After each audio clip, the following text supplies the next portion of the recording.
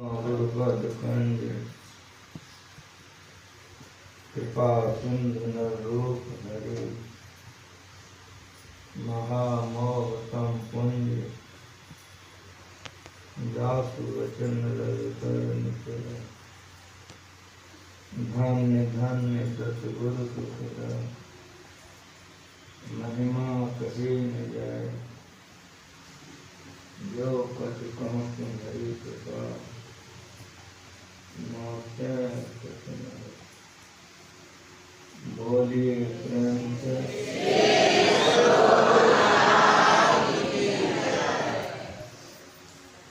एक बार प्रेम से करिए श्री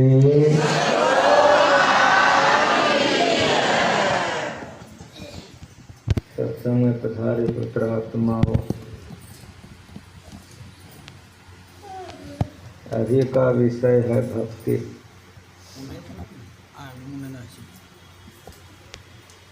भक्ति सीढ़ी है। कहाँ जाने के लिए? जहाँ दुख नहीं है वहाँ जाने के लिए भक्ति सीढ़ी है। जब तक शरीर संसार में हम लोग रहेंगे तब तक दुख में निश्चित रूप से पड़े रहेंगे।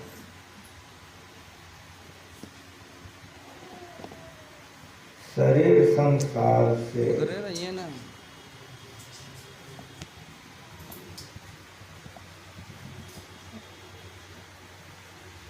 भक्ति करके जो ऊपर चले जाते हैं, जहाँ कोई संसार नहीं,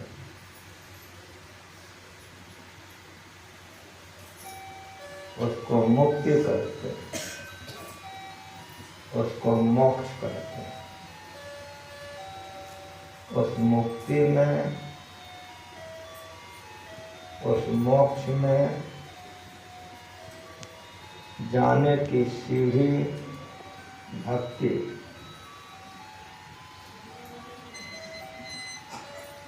भगवान श्री हरि जंगल में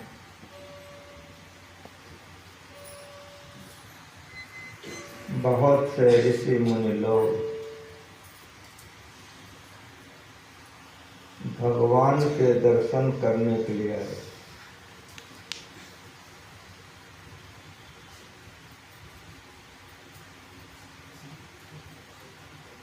भगवान भगवान भी थे, भगवान राजा भी थे।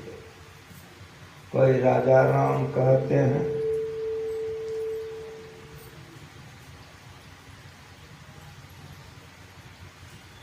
राजा का कर्तव्य होता है वहाँ के ऋषि मुनि जितने लोग आए थे, सबसे भगवान ने पूछा कि जंगल में आप लोग अच्छे तरह से भजन भक्ति कर रहे हैं, कोई असुविधा तो नहीं है?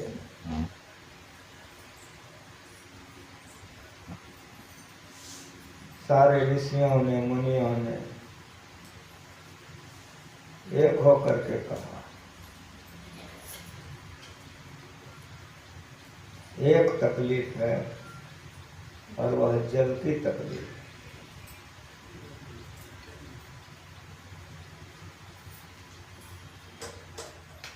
इस समय में शबरी अपने मातंग ऋषि के आश्रम में रहती थी। जल लाने के लिए एक सरोवर में जाती थी। उसी सरोवर में सभी ऋषि मुनि लोग जल का व्यवहार करते थे। सबरे नीच जाति और नीच कुल में जन्म ली थी। सबरी नाम नहीं है,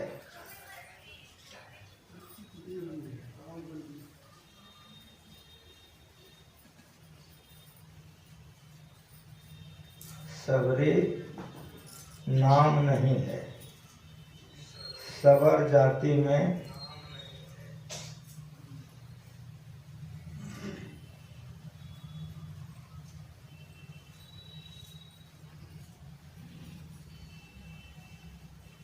सबरी सबर जाति में जन्म ली थी। जाति से लोग पुकारे जाते हैं, चमैन डोहैन बमैन न, चमनिया डोमिनिया बभिनिया। सबर जाति में जन्म ली थी। ये जंगली जात है। भील कुल में जन्म ली थी। नीचा कुल है, बहुत जंगली कुल है, इसलिए कोई उसको भिलनी कहते हैं, कोई उसको सबरी कहते हैं। न भिलनी नाम है न सबरी नाम है। तो सबरी का नाम क्या है? सबरी का नाम बहुत कम लोग जानते हैं। सबरी का नाम है श्रवणी, भुलाइएगा नहीं। सबरी का नाम है श्रवणी। सबर जाति में जन्म ली थी। जाति से पुकारी जा रही है। और भील कुल में जन्म ली थी, कुल के हिसाब से पुकारी जा रही है, लेकिन नाम है उसका श्रवणी। देखने में अत्यंत कुरूपा थी। नीच कुल में जन्म ली थी, नीच जाति में जन्म ली थी।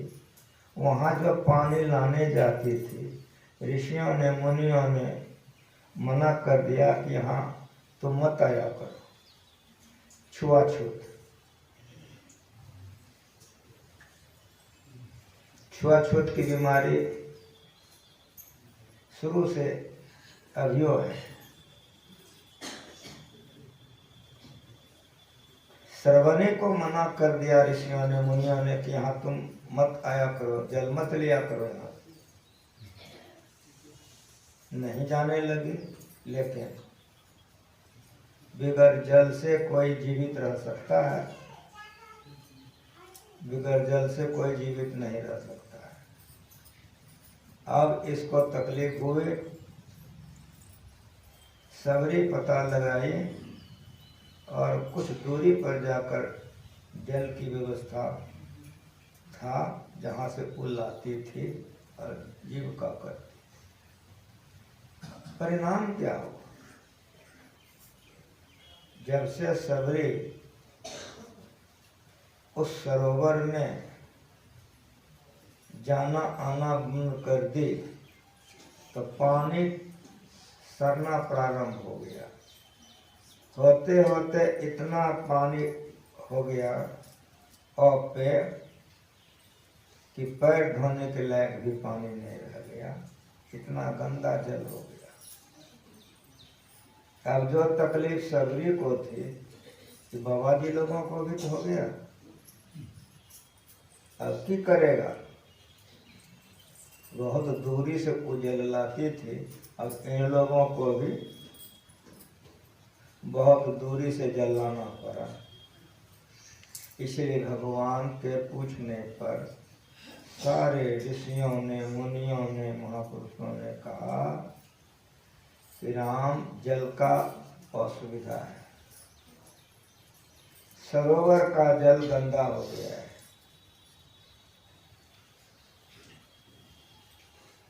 तुम भगवान हो,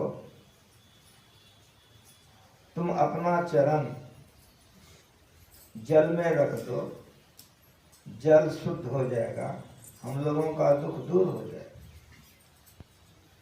भगवान ने कहा नहीं, मैं तो राजकुमार हूं, मेरा पैर रखने से जल शुद्ध नहीं होगा। आप लोग भक्त हैं, भक्ति में बड़ी शक्ति है। आप लोगों का चरण पड़ने से जल शुद्ध हो जाएगा। ऋषियों ने, मुनियों ने दोहरा दिया कि नहीं, तुम भगवान हो। भगवान ने कहा कि मैं आप लोगों का बात नहीं काट सकता, चलिए। सारे मंडली के साथ ऋषि मुनि लोग सरोवर पर पधारे। सरोवर के अंदर में भगवान श्री राम प्रवेश करके लौट करके आ गए। जल में कोई परिवर्तन नहीं हुआ, ज्यों का त्यों रहा। भगवान ने कहा कि मैं पहले आप लोगों से कहा था कि आप लोग भक्त हैं, भक्ति की शक्ति से जल पवित्र हो जाए, इसलिए आप लोग प्रवेश कीजिए। एक एक करके सारे ऋषि मुनि उसमें प्रवेश किए। जल में कोई पवित्रता नहीं हुई, ज्यों का त्यों रह गए। तब भगवान श्री हरि ने पूछा और कोई बच गया है क्या? एक सज्जन ने कहा हाँ, एक बुढ़िया भिलने बच गई है मुसरने। कई लोगों का नाक मुंह टेढ़ा हुआ, लेकिन कुछ ने कहा कि भगवान जो कह रहे सुनो। तो भगवान ने कहा उसको भी बुलवा लिया जाए। जैसे भगवान का नाम श्रवणी ने सुना तो बड़ी प्रसन्नता से उल्लास पूर्वक पहुंच गए और हाथ जोड़ करके बोले कि प्रभु क्या आदेश है? कहा कि आप इस सरोवर में प्रवेश कीजिए। जिस दिन मना किया था कोई दुख हर्ष नहीं। जो भक्त होते हैं खूब बढ़िया से सुनने आएगा। जो भक्त होते हैं वह हर्ष और शोक से ऊपर होते हैं। जिसको हर्ष और शोक होता है वो पूरा भक्त नहीं होता, अधूरा भक्त है। खूब बढ़िया से याद रखना, भक्त हर्ष और शोक से ऊपर होता है। भक्त को न हर्ष होती है न शोक होता है। जो हर्ष और शोक से ऊपर है वही भगवान के पक्के भक्त हैं। ये दोनों के अंदर यदि आ जाते हैं तो आप जान लीजिए क्या हमें भक्ति में बहुत कच्चे हैं। जिस दिन मना किया था श्रवणी को किसी प्रकार का कोई हर्ष शोक नहीं, और आज भगवान कह रहे हैं जाने के लिए तो कोई हर्ष शोक नहीं। हाथ जोड़ ले, बोली प्रभु अगर आपकी आज्ञा है तो मैं चलती हूँ। भगवान को प्रणाम करके सबरी चली गई। जैसे प्रथम पैर ही पानी में पड़ा कि पानी तुरंत कंचन हो गई। जितना जटा वाला, मोछ वाला, मल्ला वाला, गिरवा वाला था, साइन बोर वाला था, सब साइन बोर वाला का कलेजा हिल गया। सबका दिमाग ठंडा पड़ गया कि भक्ति किसको कहते हैं, भक्त किसको कहते हैं, शक्ति किसको कहते हैं। ये भक्ति की शक्ति है, ताकत है।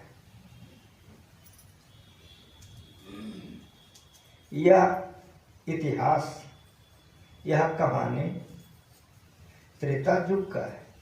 मर्यादा पुरुषोत्तम भगवान श्री राम की समय बदला, द्वापर आ गया, फिर भगवान का अवतार हुआ है। इसको कृष्णा अवतार कहते हैं।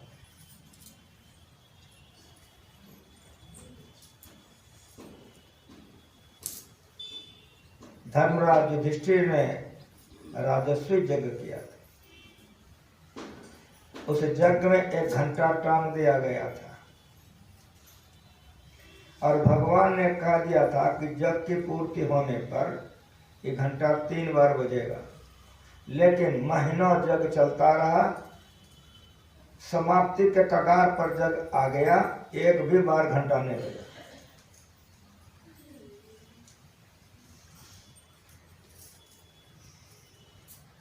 धर्मराज युधिष्ठिर ने भगवान श्री कृष्ण से पूछा कि तुमने कहा था कि 3 बार घंटा बजेगा, 1 बार भी नहीं बजेगा।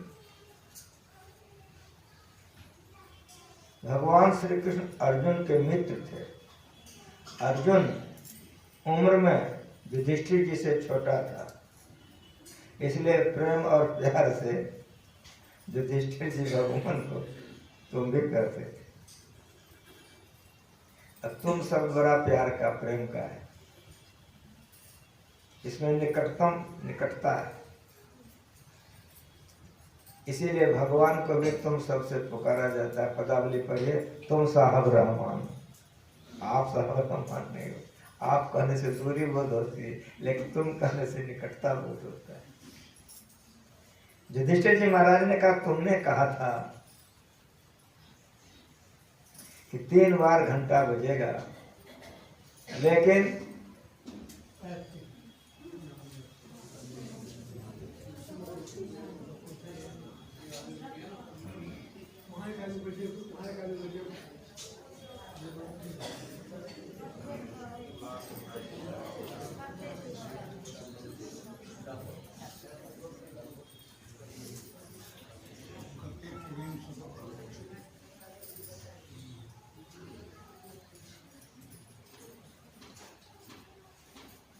लेकिन एक बार भी घंटा नहीं बजा। भगवान श्री हरि ने कहा कि राजन, भक्तों का भोजन बाकी है, महीनों जग चल चुका है, भीम वहीं पर थे। जैसे भगवान ने कहा कि भक्तों का भोजन बाकी है, तो भीम मुस्कुराने लगे। कितना मल्ला वाला, जट्टा वाला, मोछ वाला, दाढ़ी वाला खाया, इतना भक्त खाया, यही कह रहा है कि भक्तों का भोजन बाकी है। लेकिन युधिष्ठिर जी धर्मावतार, उन्होंने बड़ी विनम्रता से पूछा कि कृष्ण, वह भक्त कहाँ मिलेगा? तब कहा वाराणसी में सुदर्शन नाम का स्वपच डोम है, तो उसको बुलाइए, वे भोजन करेंगे, आपका घंटा अवश्य बज जाए। भीम को भेज दिया भगवान, भीम को भेज दिया युधिष्ठिर जी महाराज। भीम रास्ते में जा रहे हैं स्वपत जी के घर पर, लेकिन मने मन सोच रहे हैं भैया भी गजब है, ये डोमा बुलाने के लिए हम ही मिले। लेकिन उन लोगों में भाई में इतना प्रेम था, और वे लोग इतने शिष्टाचारी थे कि कभी अशिष्ट व्यवहार नहीं करते। जो अच्छी पत्नी होती है, जो छोटा अच्छा भाई होता है, जो बढ़िया सेवक शिष्य होता है, वो कभी ऐसा गलती नहीं करता। यदि गलती करे तो 3 नंबर 4 नंबर में फेंक दीजिए। भीम युधिष्ठिर जी के बातों को दोहराया नहीं, लेकिन रास्ते में सोचने लग गया भैया भी गजब है, ये डोमा बुलाने के लिए हमें मिले। वहां पहुंच गए। स्वपत जी महाराज से उन्होंने प्रार्थना की कि मेरे यहाँ यज्ञ चल रहा है, आपको मैं आमंत्रण करने आया हूँ कि भोजन करने के लिए मेरे यहाँ चलिए। कहा मैं राजा का अन्न नहीं खाता हूँ। कहा क्यों? कहा राजा का अन्न दूषित होता है, प्रजा का खून चूस चूस के जमा करता है, वो खाने से भक्ति में हानि होती है, इसीलिए मैं राजा का अन्न नहीं खाता हूँ। भीम सोचने लगा दम आप अहंकार कितना है। सबकी मन बुद्धि अलग अलग होती है। जो जितने ऊंचे दर्जे के लोग होते हैं उसकी बुद्धि उतनी ऊंची होती है, और जो जितने नीचे तबके के लोग होते हैं उसकी बुद्धि उतनी ही नीची होती है।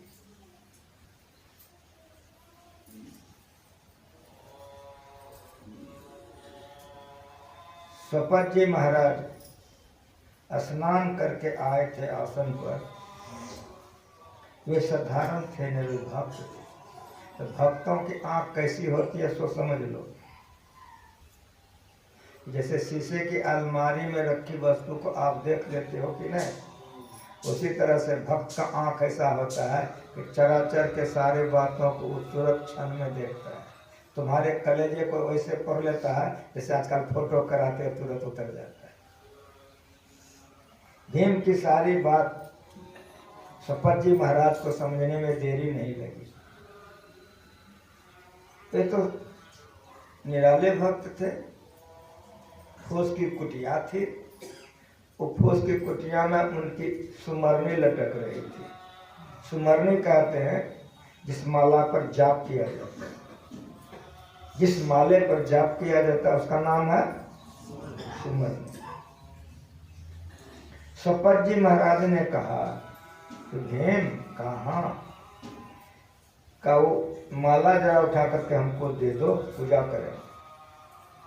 भीम सोचा कर ब्रह्मा का नौकरियों करना पड़े, लेकिन आए हुए हैं, सोचा बाएं हाथ से दे दो। बाएं हाथ से हिल ही नहीं सका, तो दाहिना हाथ लगाया तो नहीं हिला सका, तब दोनों हाथ लगाया, हिल भी नहीं किया। तब 10,000 हाथी का बल जो था आवाहन किया। 10,000 हाथी के बल से माला को उठाना चाहा, माला हिलवे नहीं। जो भक्त होते हैं उसकी दृष्टि स्थिर होती है, और जो भक्त है उसका दृष्टि चंचल होता है। भक्ति पर पाठ आपको सुनते चले जाओ। जो भक्त होता है उसकी इंद्रियां शांत रहती हैं, उसका मन एकाग्र रहता है, उसकी दृष्टि चंचल नहीं होती। जो अभक्त है उसकी इंद्रियां अशांत होती है, चंचल होती है, आंख भी चंचल होता है। मिलाते जाना, अपना कलेजा भुलकते जाना। आईना है, जैसा मुंह बनाओगे ना आईना वैसा सूझेगा। तो धर्मशास्त्र आईना है, हमारा मुंह मत देखो, मिलाते चले जाओ। ये ज्ञान ज्ञान है। वे महापुरुष थे, दृष्टि स्थिर थी। भीम ने इसे देखा, उधरे से चल दिया। उधर की घटना हो रही है, इधर सुनिए। भगवान श्री कृष्ण ने युधिष्ठिर जी महाराज से पूछा कि राजन, भक्तराज को बुलाने के लिए किसी को नहीं भेजे? कहाँ? भीम को भेजा। तो भगवान ने कहा नहीं, भीम से ही काम नहीं होगा, वो वीर रस के है, वीर रस के व्यक्ति से काम नहीं होगा। उन्होंने कहा भीम भैया से काम नहीं होगा। पूछा कि कृष्ण किससे होगा? कहा आपसे। कहा हमसे? कहाँ? कहा मैं चलता हूँ। कहाँ? आप जाइए, श्रद्धा पर उनको ले आइए। युधिष्ठिर जी महाराज चले गए। जब युधिष्ठिर जी महाराज चले गए तब भगवान श्री कृष्ण ने द्रौपदी से कहा कि क्या देखती हो, आज तुम्हारे भवन में भक्तराज पधार रहे हैं, पवित्रता से ठीक से भोजन बनाओ, गड़बड़ सोचोगी खेबो नहीं करेगा। भगवान का पहले थ्रेटिंग दिया हुआ तो सिखाया हो। 56 प्रकार का भोजन बनाई थी, पढ़ लीजिए आप लोग धर्मशास्त्र को। मैं पढ़ा बहुत कम हूँ, लेकिन जिनके चरणों में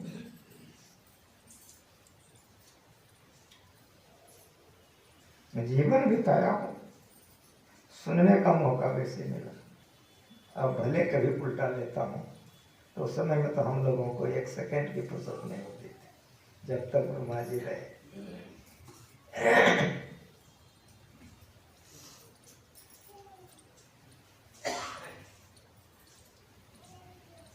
वहाँ युधिष्ठिर जी महाराज जी जब पहुँचे, सुपत जी महाराज से निवेदन किया। सुपत जी ने कहा कि राजन, मैं राजा का अन्न नहीं खाता हूँ। कहा क्यों? कहा राजा का अन्न दूषित होता है। युधिष्ठिर जी महाराज धर्मात्मा हाथ जोड़ लिया,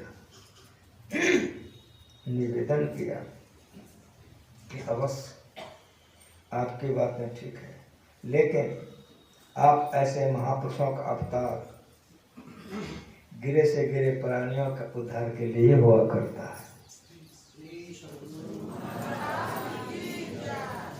अगर आप नहीं चलेंगे तो मेरे भवन की पवित्रता कैसे होगी? ये विनम्रता पर भक्तराज खुश हो गए। पाखंडारो अहंकार तज आए, पैर हाथ धोए, बिछाए, भोजन पर बैठे। भोजन के समय में सारी सामग्रियां दी गई, वे सबको मिला करके एक ग्रास खाए। जैसे उन्होंने एक ग्रास खाया, घंटा टनक से बज गए। लेकिन दूसरा ग्रास जो उन्होंने उठाया था, हाथ ऐसे रह गया, अब न नीचे जा रहा है न ऊपर जा रहा है। युधिष्ठिर जी महाराज ने प्रार्थना किया कि भोजन किया जाए। कहा नहीं राजा। कहा क्यों? कहा अब जो भोजन करूंगा कि डोम का भोजन होगा और तुम्हारा घंटा नहीं बजेगा। युधिष्ठिर जी महाराज ने कहा कि अगर कोई अपराध हो गई तो क्षमा कर दो। कहा तुमसे नहीं। कहा तब? कहा तुम्हारी महारानी से। द्रौपदी बुलाई गई। द्रौपदी से पूछा गया, द्रौपदी झूठ नहीं बोली, द्रौपदी सच बोली। द्रौपदी ने कहा कि आप जब इनको लाने गए थे तो मैं बड़ी पवित्रता से 56 प्रकार का भोजन स्नान करके बनाए। अगर ये अलग अलग खाते तो तीता, मीठा, चरपरा, खट्टा सब स्वाद लेते, आनंद से खाते। ये जो सबको मिला के खाने लग गए तो मेरे मन में अवश्य आ गया कि जो समझ रहे हो भक्तों का आंख कैसा होता है। ईश्वर से प्रार्थना करो, गुरु महाराज से, कि ऐसा आंख हो जाए तो भक्त हो जाओगे। प्रार्थना करो परमात्मा से, गुरु महाराज से प्रार्थना करो ऐसा आंख हो जाए। मन में सोची द्रौपदी, यहां हाथ रुक गया। कौन खाए? इसको आत्मदृष्टि कहते हैं। क्या कहते हैं इसको? 5 दृष्टि होती है, 4 दृष्टि तक में पूर्ण भक्त नहीं होता है, याद रखना।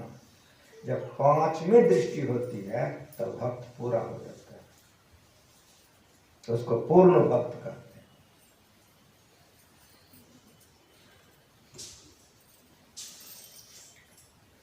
द्वापर में सपत जी ने जब तक भोजन नहीं किया, घंटा नहीं बजा।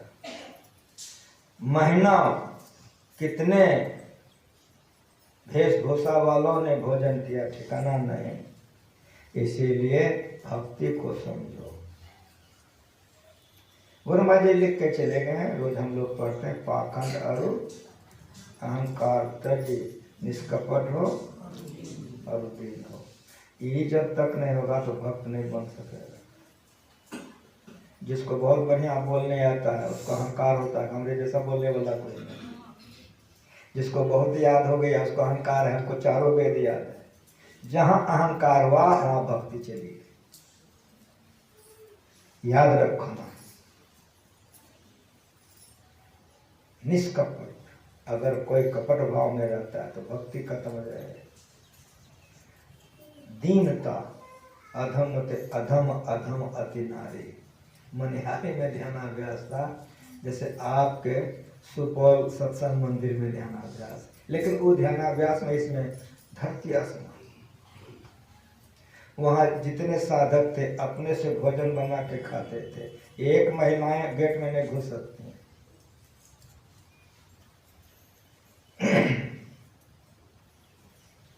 इतनी गुरु महाराज जी की कराई थी, अपना भोजन बना के साधक खाते थे। मैं जीवित हूँ, अभी हरबंदन वार जीवित हैं, भगीरथ वार जिंदे हैं। अभी कोई भी बात देखते हैं तो जीवन का सही सही बतलाता हूँ कि अपना स्टोव जला करके, अपना लकड़ी पर भोजन बना करके, अपना पैसा खर्चा करके साधक लोग भोजन करते थे, ध्यान करते थे। सब साधक को गुरु महाराज जी पहचानते थे। एक दिन बुलाए, फलाने दास जी सरकार कहाँ गया था? बाजार गए थे। क्यों गया था? दाढ़ी बनाने। फलाने दास जी सरकार कहाँ गया था? बाजार गए थे। क्यों गया था? कपड़ा धुलाने। सब साधक से पूछ लिए। तुरंत गुरु महाराज जी, वहाँ के जो व्यवस्थापक थे, उसका नाम था नारायण बाबू, और संजोग देखिए यहाँ भी है नारायण बाबू। वे मारवाड़ी थे, ये बिहारी हैं, वे भी बूढ़े थे, ये भी बूढ़े हैं, लेकिन वे संसार से चले गए। इनसे, इनके हड्डी से अभी गुरु महाराज जी काम लेंगे, ये जिंदे हैं। नारायण बाबा तुरंत बुलाए गए। गुरु महाराज ने कहा नारायण का जी सरकार का व्यवस्था तो तुम्हारी बहुत अच्छी है, इतने इतने साधक हैं, इतना बढ़िया शिविर है, सत्संग की भी व्यवस्था तुम्हारी सारी ठीक है, लेकिन कुछ तुम्हारी व्यवस्था में गड़बड़ी है, कमी है। तुरंत हाथ जोड़िए नारायण बाबा, हजूर जो कमी है बदला दिया है। कब सुनो, ये लोग सब भिखमंगा नहीं है, घर के अच्छे लोग हैं, पैसे वाले हैं, रोजगार करने वाले, खेती वाले, अपना कारोबार छोड़ करके, परिवार छोड़ करके यहाँ ध्यान करने आया है। यहाँ 5 बार ध्यान सत्संग करेगा, ये लोग बाजार के तरफ जाएगा तो मन चंचल हो जाएगा। फलाने दास से मैंने पूछा तो कहा दाढ़ी बनाने गए थे, कोई कहा चूल बनाने गए थे, कोई कहा कि धोबी के यहाँ गए थे। सारी बात नारायण बाबू ने सुन लिया। हाथ जोड़ करके कहा हजूर कल से ये गलतियां नहीं होगी, आज ही सुधार लेता हूँ। नाई ठीक कर दिए, इतना बजे से इतना बजे नाई रहेगा, धोबी ठीक कर दिए, आएगा कपड़ा लेके चला जाएगा। तब सभी साधक से प्रार्थना किए कि आप लोग घर परिवार कारोबार छोड़ के यहाँ ध्यान करने आए हैं, गुरु महाराज जी को पसंद नहीं है कि आप लोग बाजार जाइए। मैं नाई बैठा दिया हूँ, आप लोगों को दाढ़ी चूल जो बना है, इतना बजे से इतना बजे नाई रोज बैठेगा, आप लोग सेवा लें। और मेरा धोबी आएगा, सारे साधकों का कपड़ा ले जाएगा, धो करके शिविर में सभी के पास पहुंचा देगा। इतना ही नहीं, बाजार संबंधित बाहर का कोई भी काम लगे तो हमको आप कहिए, व्यवस्था मैं करूंगा। आपका 12 महीना का ध्यान है और वहाँ 1 महीने का ध्यान था। कढ़ाई कितनी थी खूब बढ़िया से देख ली, सारी व्यवस्थाएं नारायण बाबू एकदम एक पैर पर सवा शाम करते रहते। गेट पर घंटी बजाने वाला इतना कड़ा था कि घंटी बजाने के बाद क्या मजाल है कि कोई अंदर आ जाए।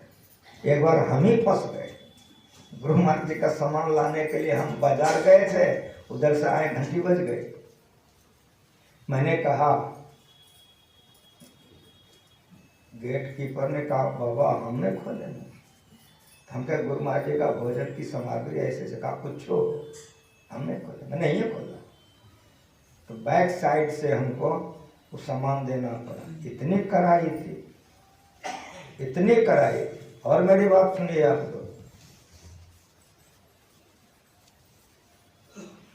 जब गुरु महाराज मंच पर गए तो गुरु महाराज जी ने कहा कि आप लोग घर के तमाम कामों को छोड़कर,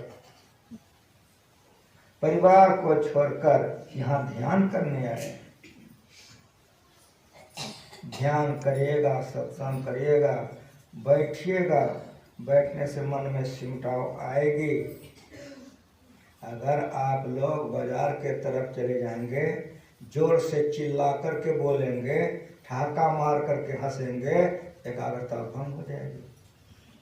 खूब बढ़िया से सुनिए। जहाँ घंटी खत्म होती है, क्या शब्द का प्रयोग करें हम? नारायण बाबू को हम बोले आज भी कि देख लीजिए घंटी तुरंत बजी है, खत्म, देख लीजिए कैसे लोग चिल्ला रहा है। नाम तो ध्यानाभ्यास है, लेकिन कोई उपमा नहीं हो सकता है। कैसे चिल्लाते हो? गुरु महाराज ने कहा कि ठहाका मार कर हंसने से एकाग्रता खत्म हो जाएगी, चिल्ला के बोलोगे एकाग्रता खत्म हो जाएगी। बाजार के तरफ कोई जाओगे, एकाग्रता खत्म हो जाएगी। कोई कमाने के लिए जाता है बाहर, अगर कमा के आता है तो बड़ा खुश होता है, अगर खाली हाथ आवे खुशी नहीं होगी। तुम लोग यहाँ आए हो, परिवार को छोड़ के, घर छोड़ के, कुछ कमा के जाओगे, शांति मिलेगी। टहलने के लिए अवश्य जाओ, बाजार की तरफ मत जाओ, गंगा जी की तरफ जाओ। कुप्पा घाट भी गंगा किनारे में है, मनिहारी भी गंगा किनारे में है। गंगा के किनारे में टहलने के लिए जाओ, लेकिन मेरी हिदायत सुनो तुम लोग, गंगा किनारे में टहलने के लिए जाओ, जेरा बांध के मत जाओ। जेरा बांध के जाओगे, घर परिवार का चर्चा करोगे, फिर सूरत बिगड़ जाएगी।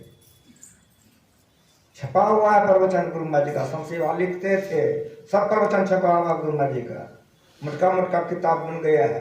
पढ़ करके देख के मिलाइए मैं क्या बोल रहा हूं। जेरा बांध करके मत जाइए, घर परिवार का चर्चा कीजिएगा, एकाग्रता खत्म हो जाएगी।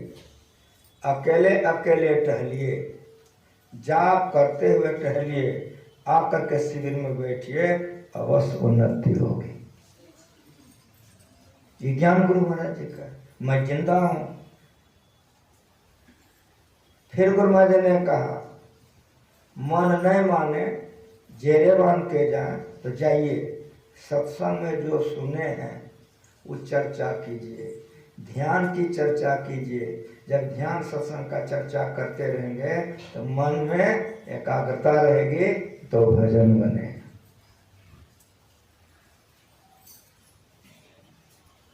ठेकेदारी से ध्यान नहीं होता है। 8 पहर निर्खत्र है, सोई बांधे बना हो, जीत चला भव सागरा, सुरमर बना। ध्यान करने वाला कैसा होता है? कामी नारी प्यारी जी में, कामी पुरुष को पत्नी कितनी प्यारी है कामी से पूछो, या उस स्त्री से पूछो जिसको ज्यादा पति प्यारा है। कामी नारी प्यारी जी में, लोभी को जिमी दाम। लोभी आदमी से पूछो कि टका की तरह उसका दिमाग दिल कैसा है। तो जिस तरह से कामी का पुरुष कामना पर, लोभी का पुरुष दाम पर, उसी तरह से भक्त निरंतर मालिक के ओर रहता है, उसी से भक्ति होती है, वही आगे बढ़ सकता है, वही अंधकार से प्रकाश में जा सकता है, प्रकाश में सब सुन सकता है, आदि आदि। 8 पहर निर्खत्र है, सोई बांधे बना हो, जीत चला भव सागरा, सुरा मरदाना। दल बहादुर बाबा टहल रहे थे, उनका सेवक रामानंद चिल्ला के बोला, जैसे चिल्ला के बोला, दल बहादुर बाबा ने इशारे से कहा रामानंद, इशारे से बुला ली, आ गए अपना। हजूर की कहे जाए, मैं टहलते हुए कुछ करता हूँ, ऐसे मत चिल्लाया करो। समझ में आया? ये ध्यान है, ये ध्यान है। संसार के तमाम कामों को करते हुए ध्यान करो, इस संत मत बतलाता है। मदरसा का नाम तुम लोग सुने हो? मदरसा का जितना बच्चा पैदा हुआ इसी जन्म में मोक्ष प्राप्त हो गया, दूसरा जन्म नहीं लेना पड़ा। मदरसा भी तो जनानी थी।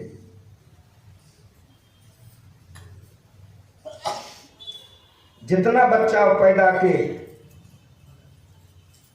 इसी जन्म में, अगला जन्म में, इसी जन्म में सबको मोक्ष प्राप्त हो। क्यों? तो मदरसा मोक्ष प्राप्त किए। कभी कभी गुरु महाराज कहते थे संशय वासिक महावीर जी सरकार मदरसा का मंत्र सुनाइए। तो संसेवा बहुत अच्छे से कहते थे, तुम शुद्ध हो, तुम बुद्ध हो, तुम हो निरंजन सर्वदा, तुम शुद्ध हो। खूब बढ़िया से संसेवा गाते थे। गुरु महाराज जी सुनते थे, आंख से टप टप आंसू गिरते थे, रोते थे गुरु महाराज। वो जीवात्मा को ऐसा भाग्य था कि ऐसी माँ मिले दोबारे फिर घर में आना ही नहीं पड़ा। उपमा ऊंचे दर्जे के लोगों का दिया जाता है, सुनो जब भी तो ऊंचे का सुनो, नीचे का सुनोगे नीचे में चले जाओ। जब सबसे छोटा लड़का जन्म लिया तो यही लोरी सुना रही थी। ये माँ की लोरी है। और आजकल की हमारी माँ बहन एलसन बेलसन धोबिया का पारसन कुम्हनिया का चाकसन, तो बेटा बेटी वैसे नहीं हो जाता है। एलसन बेलसन कुम्हनिया चाकसन ऐसे बेटा हो जाता है। जो सुनाओगे वही सुनेगा, मोबाइल में जो बोलोगे वही सुनोगे।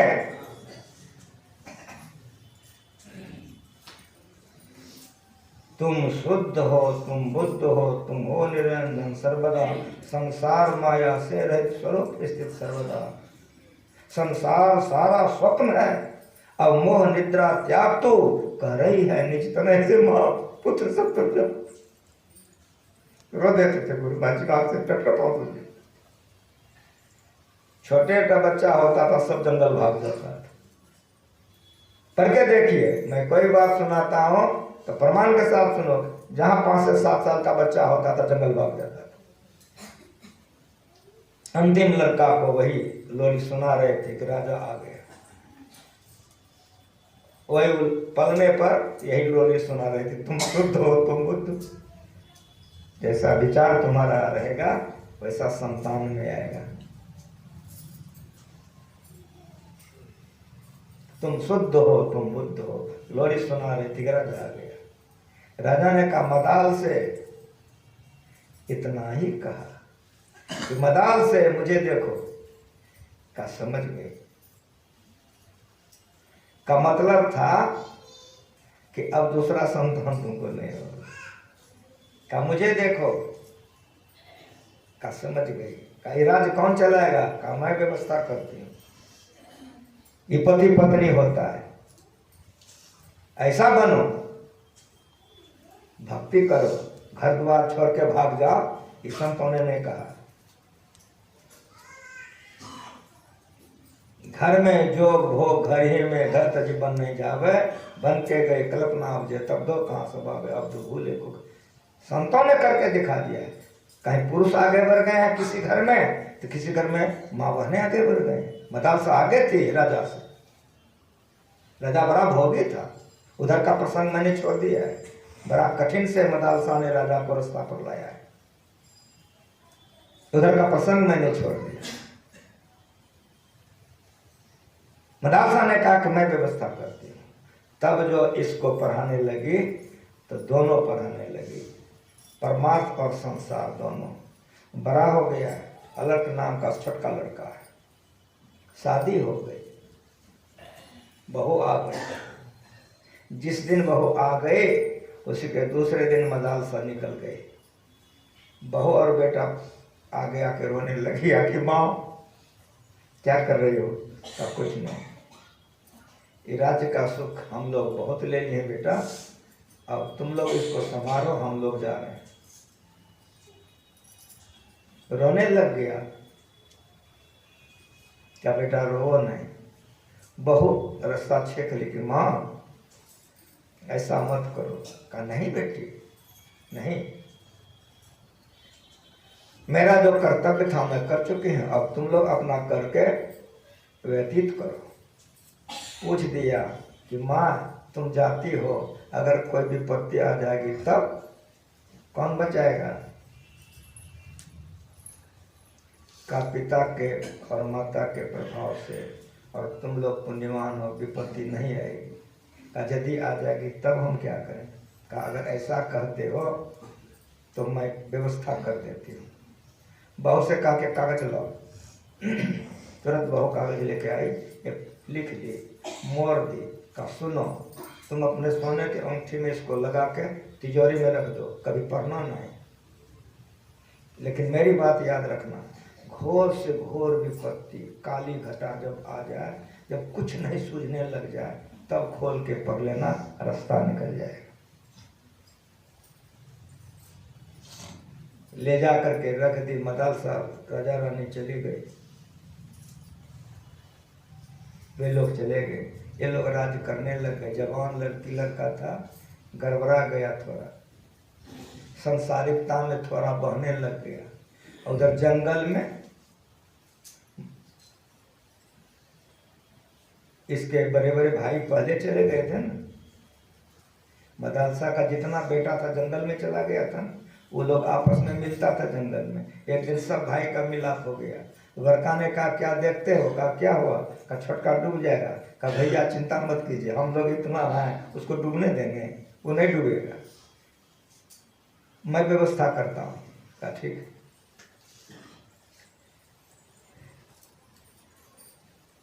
एक राजा का चिट्ठी आ गया कि हम आपके राज्य पर चढ़ाई करेंगे इतना तारीख को। ये बेचारा तो कभी लड़ाई झगड़ा किया नहीं था, देखा नहीं था, अब बड़ा पड़ गया। फिर चिंता से एकदम सूखने लग गया। एक रात ऐसा हुआ कि रात भर पलक को उसके छोटे बेटे को नींद नहीं आई, बहुत चिंता में पड़ गया। अब क्या करेंगे, हम कैसे करें? तो उसकी पत्नी ने कहा आप इतना चिंता मत कीजिए, माँ लिख करके गई है कुछ, कल व्यवस्था करती हूँ। स्नान वगैरह करके पवित्रता से उसको खोला और पति को दे दिया, पढ़ लिया, लपेट के दे दिया, कहा मैं आता हूँ, चल दिया। जिस राजा ने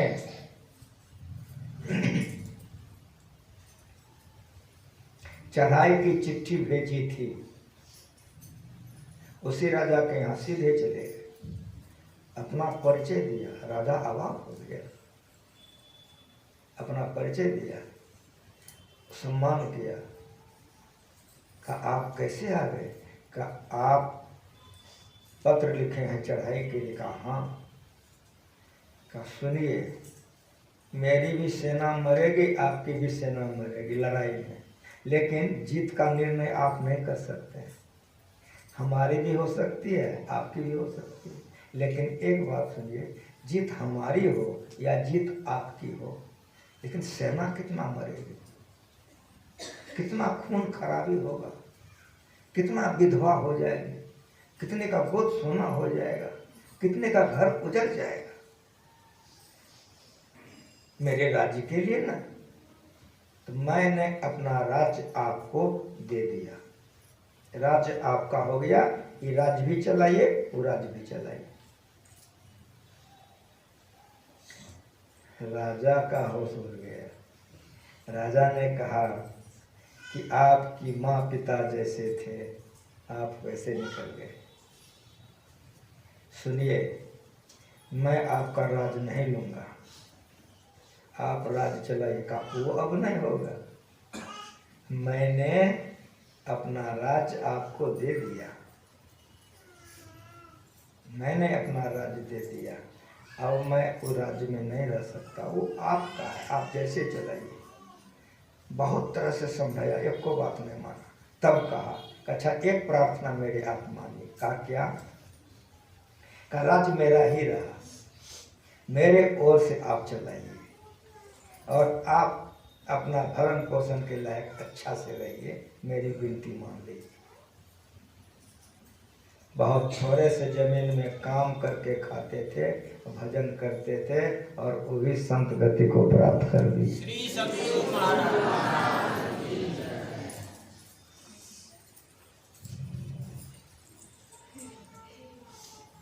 भक्तों की भक्ति ऊंची ऊंची हुई है, इसलिए इस ज्ञान को सुनिए। हमारे भारत में रंग बिरंग के भक्त हुए। जयराम स्वामी एक भक्त हुए, राज दरबार में काम करते थे। जयराम स्वामी बड़े ऊंचे तबके के भक्त भी थे, राज दरबार में काम भी करते थे। जयराम स्वामी की पत्नी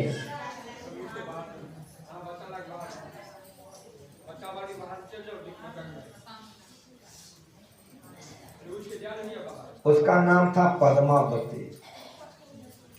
जयराम स्वामी की पत्नी का नाम था पद्मावती। वो भी साधारण नहीं थी, वो रानी महारानी को उपदेश दिया करती थी। एक बार वो महारानियों के बीच, रानियों के बीच उपदेश कर रही थी। और मुंह से बोल गए उपदेश में कि उत्तम पतिव्रता वह होती है जो पति का मृत्यु का समाचार सुनते शरीर छोड़ देती है। ये बात तो रानी ने सुन लिया, लेकिन उसके कंठ से नीचे नहीं उतरा। वो मन में सोचे ऐसा कैसे हो सकता है कि मृत्यु का नाम सुनते कैसे मर जाएगी। लेकिन बोल चुकी थी, ये सुन चुकी थी। रात हुआ, राजा आया, रात में राजा से बात किया, आज पद्मावती इस तरह से हम लोगों को उपदेश सुना रहे थे, आप उसका परीक्षा लीजिए। राजा ने कहा कि तुम चिंता मत करो, समय पर ले लें। एक दिन जैसे जयराम स्वामी आए राज दरबार में, कहा पंडित जी, कहा हाँ, कहा हमारा मन है आज शिकार खेलने के लिए जाएंगे, देखिए कैसा दिन तिथि है। देख के कहा बहुत अच्छा है, जा सकते हैं। कहा पंडित जी, कहा हाँ, कहा हमारी इच्छा है कि आप भी चलिए। कहा कोई दिक्कत नहीं है, मैं भी चलूंगा। राजा ने कहा कि पंडित जी, कहा हाँ, कहा इस लिबास में शिकार नहीं खेला जाता है, मैं आपके लिए नया पोशाक बना के रखा हूँ, नया पोशाक पहनिए। नया पोशाक पहना दिए। कहा कि पंडित जी हम लोग तो शिकार खेलने जा रहे हैं। कहा हाँ। तुरंत खबर भेज दिया पद्मावती जयराम स्वामी कि मैं राजा के साथ शिकार खेलने जा रहा हूँ, आने में लेट सेट हो सकती है। ये लोग दोनों चले गए शिकार खेलने। और जो कपड़ा खोला पंडित जी ने, जयराम स्वामी ने, एक सिपाही सिखाया हुआ था, उस सारे कपड़े को उठा लिया। और जब ये लोग शिकार खेलने चले गए, सिपाही को ले जा करके एक पशु के खून में उसको खूब बढ़िया से सान लिया। चला गया पद्मावती के पास। पद्मावती से जाकर के कहा कि माता जी, कहा पंडित जी शिकार खेलने गए थे। कहा हमको खबर मिल चुकी है। कहा लेकिन आज एक बात बड़ा अनर्थ हो गया। कहा क्या हो गया? कहा कि पंडित जी को बाघ खा गया। पद्मावती रोई नहीं, मुस्कुराए। पद्मावती ने कहा कि मैं जिंदी हूँ, उसको बाघ कैसे खाए? तो राजा का सिखाया हुआ पत्था था, बनावटी रोना रोना शुरू कर दिया और कहा पंडितान जी मैं झूठ नहीं बोल रहा, ये देखिए कपड़ा उनका। कपड़ा दे दिया, सब खून से लथपथ। तो जो कपड़ा पीन के पति गया है, पत्नी चिन्हेगी कि नहीं चिन्हेगी? टिटी बोलो। जैसे देखती वही मिल जाए, वही मुरेठा। जब सारे कपड़ों को देखी तो पहचान गई कि अरे ये तो सारा कपड़ा उन्हीं का है। जैसे देखी सारा कपड़ा उन्हीं का है, सहम गई, तुरंत बैठ गई, पलथी लगा ली, गर्दन ऊपर की। सिपाही का जी, का ठीक बोलते हो? का जी माता जी। जैसे बोला जी माता जी, आंख बंद किया,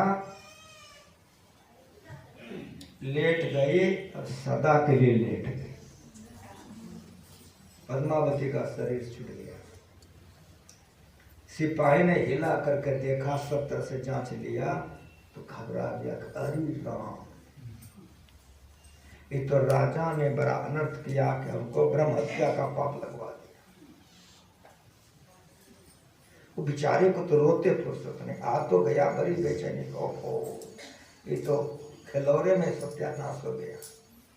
जब राजा आया, राजा ने पूछा, सब समाचार सुना, तो राजा का कलेजा हिल गया। जा, ये तो बड़ा अनर्थ हो गया, अब क्या होगा? अब तो पंडित जी श्राप देंगे, हम भी खत्म हो गए। कहा पंडित जी, कहा हाँ, कहा आज आपके घर पर मैं भी जाऊंगा। तो जयराम स्वामी ने कहा कि राजन वो भी घर आप ही का है, यो घर आप ही का है, दोनों घर आपका है, आपकी इच्छा है। चलिए। अपने से रथ लेके राजा निकला है बैठा के। जब घर पर पहुंचने वाला हुआ तो कहा कि पंडित जी हम आपको क्यों पहुंचाने जा रहे हैं, कुछ पता है? कहा नहीं। कहा पद्मावती का शरीर छूट चुका है। कहा आप हमसे छोटे हैं, पद्मावती कैसे मर जाएगी? चुप हो गया। और जब उतरे द्वार पर तो राजा ने कहा कि पंडित जी, कहा हाँ हम आगे रहेंगे, हम आगे आगे जाएंगे। कहा घर आपका है महाराज, आप आगे आगे चलिए, मैं पीछे रहता हूँ। जैसे गए, पद्मावती खिलाया तो मरी हुई थी, रोने लगे।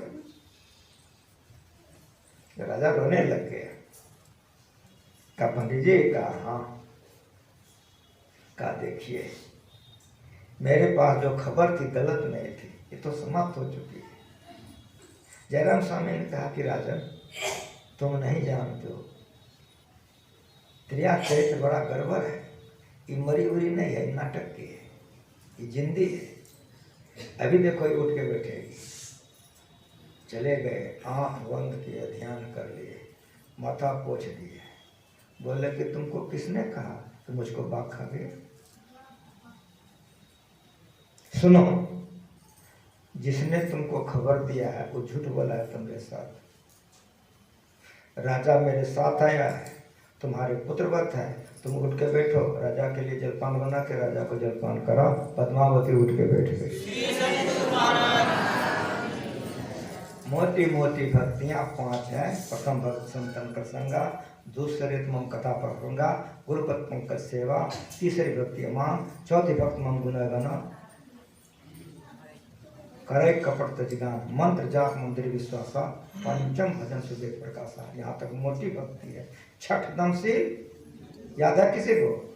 छठ दमशील विरति भोग करना, निरत निरंतर। ये छठी भक्ति कैसी है जानते हो? जो सज्जन धर्म का पालन करेगा, जो झूठ नहीं बोलेगा, चोरी नहीं करेगा, नशा नहीं पिएगा, व्यभिचार नहीं करेगा, वही छठी भक्ति में आगे बढ़ सकता है, नहीं तो नहीं बढ़ सकता है। छठ दमशील, इंद्रिय दमन और मनोनिग्रह हो जाएगा। को बढ़िया से सुनो, माती करवा देंगे। छठ दमशील, इंद्रिय दमन मनोनिग्रह हो जाएगा। गंग जमुन सरस्वत संगम पर समझा करो ने, दृष्टि अंगुल, हमसे बेसी जानते हो कि नहीं? गुरु महाराज जी सबको पढ़ा के गए हैं। ये मत समझो हम ऊपर में, तो हम भी बहुत जानते हैं, हमसे सब जानते हो। बेसी दृष्टि जुगल कर अंगुल द्वादश पर दृष्टि धरो ठहराई। अगर ठहर गया प्राण असबंध बंद हो जाएगा। सांस प्रश्वास की क्रिया रुक गई। बोलो अब जिंदा कि मर गया? मर गया। ऐसी मरने को मरे, दिन में 100 बार, मरिए तो मर जाइए, छूट पड़े जंजाल, जा मरने से जग डरे, मेरो मन आनंद, कब मरियो कब पाइयो पूर्ण परमानंद। छठी भक्ति में मरने के लिए सीखा जाता है। खूब बढ़िया से सुनो। इसलिए साधु या भक्त मरने से नहीं डरता है। आंख बंद किया, मर गया। पिंड को छोड़ के ब्रह्मांड में चला गया, मर गया। फिर पिंड से ब्रह्मांड से शरीर में आ गया, जी गया। जिस तरह से कपड़े को खोलते हो, पहनते हो, उस तरह भक्त इसमें आता और जाता, इसको भक्ति कहते हैं।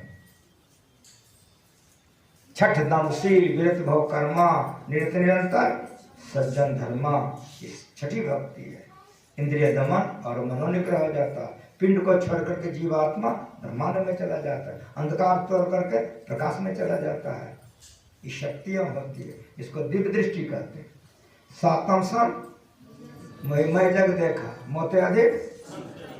देखो सातवीं भक्ति नादानुसंधान है। बिंदु में तह नाद बोले, रैन दिवस सुहावनम, बिंदु पीठ विद्यत नादलिप उपस्थितम। साधो शब्द साधना की जय, जही शब्द से प्रकट भय सब, सोई शब्द कही लीजिए, साधो शब्द साधना की। जहां तक शब्द है वहां तक शब्द साधना कीजिए। जब शब्द नहीं है तो निशब्दम परमम पदम, परमात्मा को पा करके भक्त भक्ति भगवंत एक हो जाता है, ज्ञाता के ज्ञान एक हो जाता है, ध्याता के ध्यान एक हो जाता है। इसीलिए बिंदु ध्यान विधि, ये बिंदु ध्यान ना ध्यान करने वाला झूठ बोलेगा कहीं नहीं होगा, चोरी करेगा नहीं होगा, व्यभिचार करेगा नहीं होगा, हिंसा करेगा नहीं होगा। को बढ़िया सुनो, उधर 5 भक्ति कर सकते हो गड़बड़ करके, लेकिन तो छठा में तो घुसिए नहीं सकते हो। सुइया में धागा लेना है तो गांठ दे दें, घुसेगा ना। उसी तरह से किसी जन्म में नहीं होगा। ना भी तो दुष्यताम, ना शांत तो न समाहित, ना शांत मांस वापे, प्रज्ञान न पुण्या। जो दुष्चरित से अपने को अलग नहीं करेगा, ये भक्ति में आगे नहीं बढ़ सकेगा। इसीलिए अगर ये भक्ति में आगे बढ़ना चाहते हो तो निरंतर सज्जन धर्म, सज्जन धर्म का पालन करो। सज्जन किसको कहते हैं? जो अमेरिका से पढ़ के आता, बड़का बड़का साइन बोर्ड है, मांस मछली दारू शराब लेता है और दूसरे के बहू बेटी को लेकर क्लब में जाता है, सज्जन कहोगे ना? हो कहोगे? सज्जन धर्म का पालन करो। सज्जन धर्म क्या है? तो पांचों पापों से बच करके रहो। जो पांचों पापों से बच कर रहेगा, छठ दम शील विरत इंद्रिय दमन होगा, मनोनिग्रह होगा। छठ छठ छठ छठ बिजली छटके, घोर कतार चंदावत, ये ज्ञान हो जाएगा, अंदर प्रवेश करोगे। इसीलिए सत्संग नित्य और ध्यान रहिए करत। जितना मन बच्चा खिलाने में लगता है, क्रिया खा के बोलो। ध्यान करने में उतना मन लगता है कि नहीं? कले जाके पूछ कर टिक टिक बोलो। क्रिया खाओ सत्संग मंदिर में। जितना मन लगता है बच्चा खिलाने में, जनानी मर्दाना दोनों को पूछ रहा कि जितना मन लगता है बच्चा खिलाने में, आंख बंद करके ध्यान करते हो, उतना मन लगता है कि नहीं लगता है? क्रिया खा के बोलो।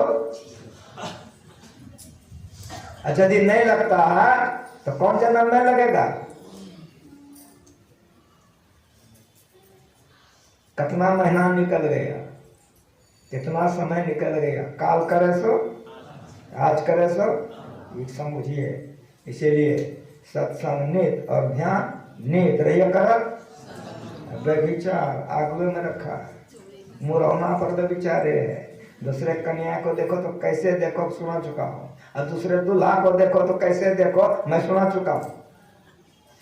जिस विषय का पाठ हो जाता, फिर दोहराने का जरूरत नहीं।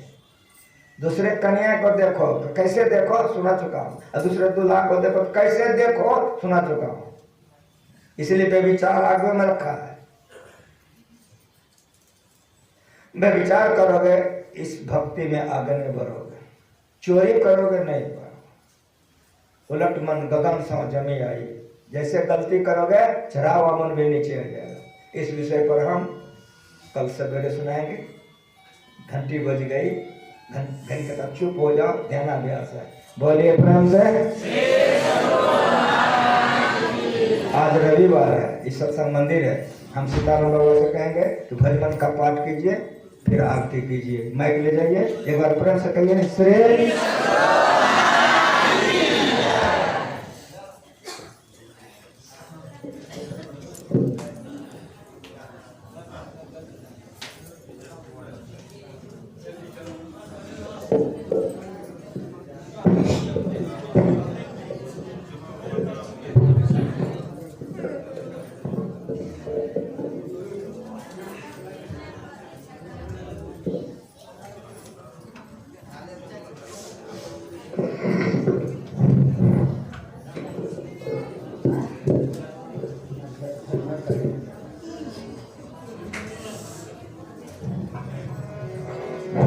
श्री सद्गुरु महाराज की जय।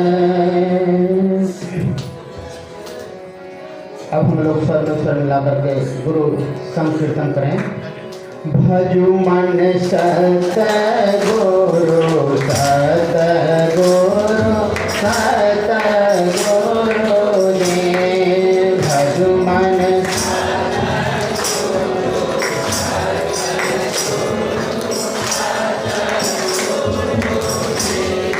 भजु मन जीव चेतावन हंस उवारन। जीव चेतावन हंस उवारन। भव भय तारन सत गुरु दे। भव भय तारन सत मन सत गुरु सत गुरु। भजु मन धाम कमनासन ज्ञान प्रकाशन। भ्रम कमनासन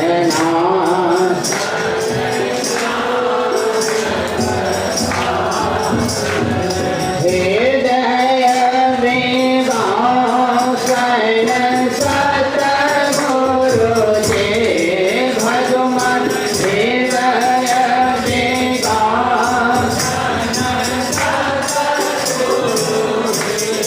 भगवान सतगुरु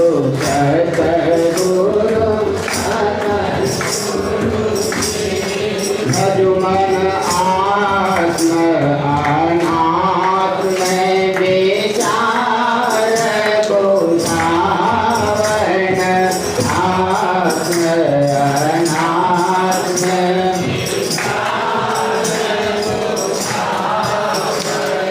परम सुहावन सतगुरु जी भगवान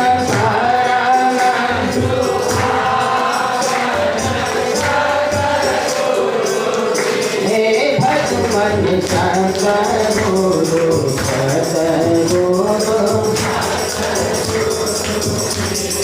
भगवान सगुण गुण अनात्म बतावन सगुण गुण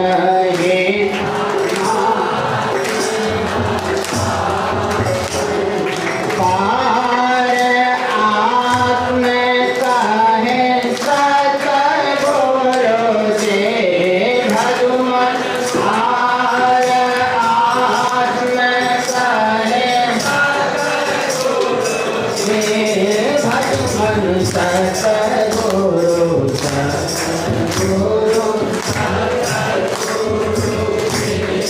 भगवान माय अनात्म ते छोड़त छोड़ावन माय अनात्म ते छोड़त छोड़ा